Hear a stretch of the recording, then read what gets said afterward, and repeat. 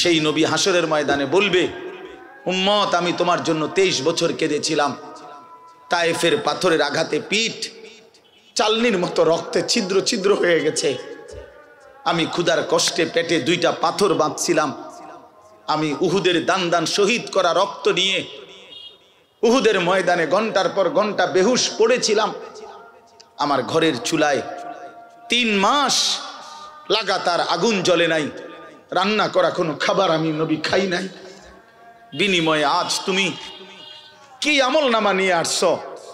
এই আমল নামাতে ফজরের নামাজ কই? এই আমল নামাতে 30 বছর তুমি আমার উম্মত 30 বছর সুদ খাইলা, তুমি আমার উম্মত তোমার স্ত্রী কোনোদিন পর্দা করে নাই, তুমি আমার উম্মত তোমার ঘরে প্রতিদিন রঙিন টেলিভিশন চলে, তুমি আমার উম্মত হয়ে 60 বছর কেমনে বিড়ি সিগারেট খাইলা, তুমি আমার উম্মত হয়ে এত লম্বা সময় কেমনে দাড়ি কাইটা থাকতে পারলা, উম্মত এত বড় বেইজ্জতি আমারে কেমনে করলা, এটা কি আনছো উম্মত? আমি এটা কি আমল নামা? আমার চোখের পানি, আমার রক্ত, আমার ক্ষুধার কষ্ট সব ভুলে গেলাম। নবী বলবে, বাপ বলবে, উম্মত আমি এটা নিয়া আমার মালিকের সামনে কেমনে দাঁড়াবো? কেমনে দাঁড়াবো? কেমনে দাঁড়াবো? আমি কেমনে বলবো আমি যে রব্বুল আলামিন এটা শ্রেষ্ঠ নবীর শ্রেষ্ঠ উম্মতের আমল নামা, আমি এটা কিভাবে পেশ করব, সুপারিশ করব কিভাবে তোমার জন্য?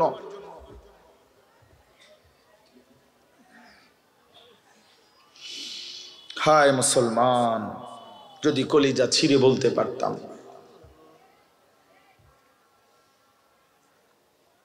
চলো ভাই এই চোখের এক ফোঁটা পানি তোমার জন্য। আল্লাহ আমাদের সন্তানদেরকে বুঝ দান করে। তোমরা নামাজি হও, তোমরা আল্লাহরে নারাজ করো না, তোমরা রাসূলুল্লাহ সাল্লাল্লাহু আলাইহি সাল্লামকে বেইজ্জতি করো না, বেইজ্জতি করো না, অপমান করো না। নবী কষ্ট পাবে যে উম্মত আমি শ্রেষ্ঠ নবী, আমার উম্মত তো শ্রেষ্ঠ উম্মত, কুনতুম খায়রা উম্মাহ, তোমরা আমারে অপমান করো না। কারণ মুমিন বিশ্বাস করে এটাই আমার শেষ না, ইমানদার বিশ্বাস করে, মুত্তাকি বিশ্বাস করে এখানে আমার শেষ না। ऐसे रहे या वैसे रहे वहां देखना फिर कैसे रहे। দুনিয়া এমনি কিংবা হেমনে, একভাবে না একভাবে থেকেই গেলাম, দেখার বিষয় হলো সেখানে কেমন থাকবো। ওহা মানে সেখানে, ওহা দেখনা ফির कैसे रहे, ওইখানে কেমন থাকবেন সেটা মূল বিষয়। এখানে সুখে থাকলেও কবরে যেতে হবে, এখানে দুঃখ থাকলেও কবরে যেতে হবে। যুবক ভাই, আমার নওজোয়ান, আমার বয়স্ক বাপ, আমাকেও বলি আপনাকেও বলি, এটাই সত্য যে আল্লাহ তাআলা আমাদেরকে বলছে, বান্দা আমি কিন্তু তোমারে রাখবো না, আমি তোমারে নিয়েই আসবো। হাসলেও মরে যাবা, কাঁদলেও মরে যাবা, সুখের অট্টালিকায় যদি থাকো তবুও মৃত্যু হবে, দুঃখের কুড়ে ঘরেও যদি পড়ে থাকো তবুও মৃত্যু হবে। সুস্থ থাকলেও মরে যাবা, অসুস্থ হইলেও মরে যাবা। 3 বেলা খানা, সন্তানের বিদেশের টাকা, বিল্ডিং এর টাকা, বাড়ি ভাড়া সব থাকলেও মরে যাবা, কিচ্ছু না থাকলেও মরে যাবা। জীবনে কোনোদিন যে সুখ দেখে নাই তারও মৃত্যু হবে, জীবনে যে কোনোদিন দুঃখ দেখে নাই প্রিয় বন্ধু আমার, সেও মরে যাবে। আমার ভাই, কেউ মরতে চায় না, কোনো মানুষ মরতে চায় না, আত্মীয় স্বজনও তাকে মরতে দিতে চায় না। সবাই তো চেষ্টা করে বেঁচে যাক, কিন্তু কে তাকে নিয়ে যায়? কে তাকে নিয়ে যায়? প্রতিদিন যে মানুষ মরে, প্রতিদিন যে দাফন হয়, বন্ধু আমার, এরা কেউ মরতে চায় নাই, কিন্তু এক অদৃশ্য মালিক তিনি তাদেরকে নিয়ে যাচ্ছেন, নিয়ে যাচ্ছেন।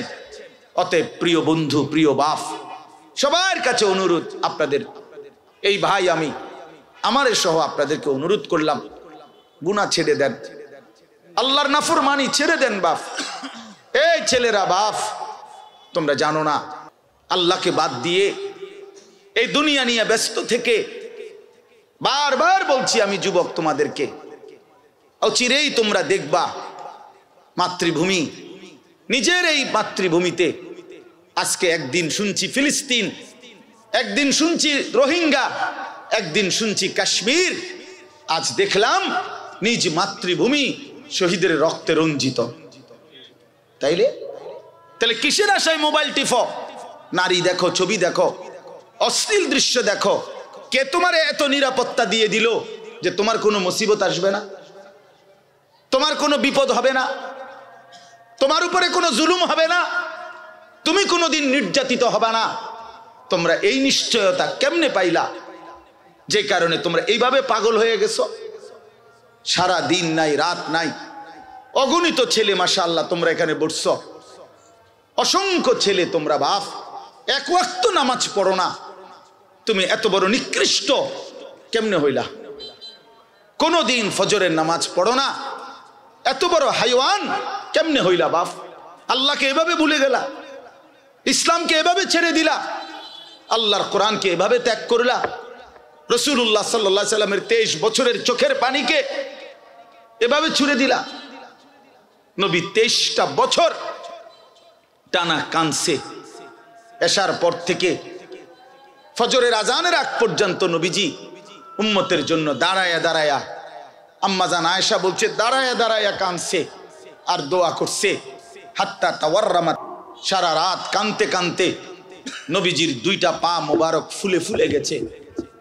সেই নবী হাসরের ময়দানে বলবে, উম্মত আমি তোমার জন্য 23 বছর কেঁদেছিলাম, তায়েফের পাথরের আঘাতে পিঠ চালনির মতো রক্তে ছিদ্র ছিদ্র হয়ে গেছে, আমি ক্ষুধার কষ্টে পেটে 2টা পাথর বাঁধছিলাম, আমি উহুদের দান দান শহীদ করা রক্ত নিয়ে উহুদের ময়দানে ঘন্টার পর ঘন্টা বেহুশ পড়েছিলাম, আমার ঘরের চুলায় 3 মাস লাগাতার আগুন জ্বলে নাই, রান্না করা কোনো খাবার আমি নবী খাই নাই, বিনিময়ে আজ তুমি কি আমল নামা নিয়ে আসছো?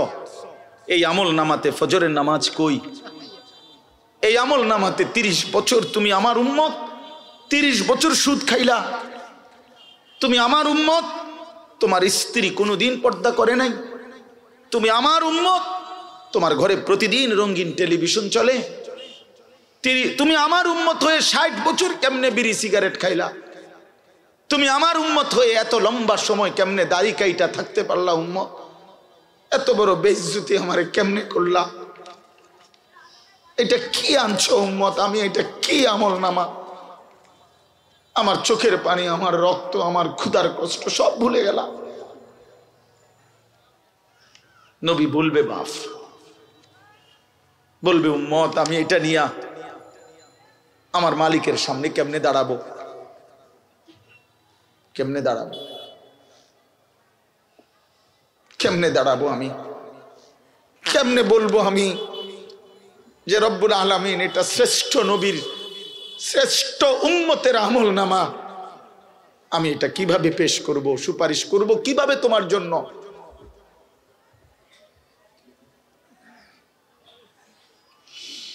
হায় মুসলমান, যদি কলিজা ছিঁড়ে বলতে পারতাম,